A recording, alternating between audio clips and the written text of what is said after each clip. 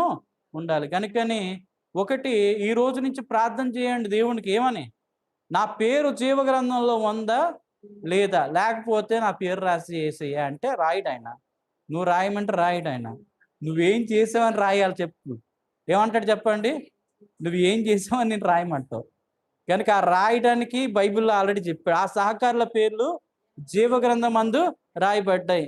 గనక ఏ రకంగా దేవునికి సహకరిస్తున్నా, ఏ రకంగా సువార్తకి సహకరిస్తున్నా, ఏ రకంగా దేవుని యొక్క పనిలో మనము ముందుంటున్నాం, ఏ రకంగా దేవుని సన్నిధిని మనం తగ్గించుకుంటున్నాం, ఏ రకంగా దేవుని యొక్క ప్రసన్నత, దేవుని వెలుతురుని ఇతరులకు తెలియపరుస్తున్నాం. మీ సత్క్రియని వెలుతురు ఇతరుల ఎదుట ప్రకాశింపనీయండి అంటే ఎంతగా మనం ప్రకాశింపనిస్తున్నాం. మనం ఇంకా వెలుగున్నామా, చీకటి వారంగా ఉన్నామా అనేది ఎప్పుడు తెలిసిపోద్ది అంటే, మన పేరు లేదు అని చెప్పేసినారనుకోండి, అప్పటినుంచి మనం ఏం చేయాలా? ప్రయాసపడాలా లేదా? పేరు ఎంత ఈజీగా అయితే దేవుడు రాస్తాడో, మళ్ళీ ఏం తేడా చేస్తే అంత ఈజీగా ఏమైపోద్ది? పేరు చెరిపేయడం కూడా అయిపోద్ది.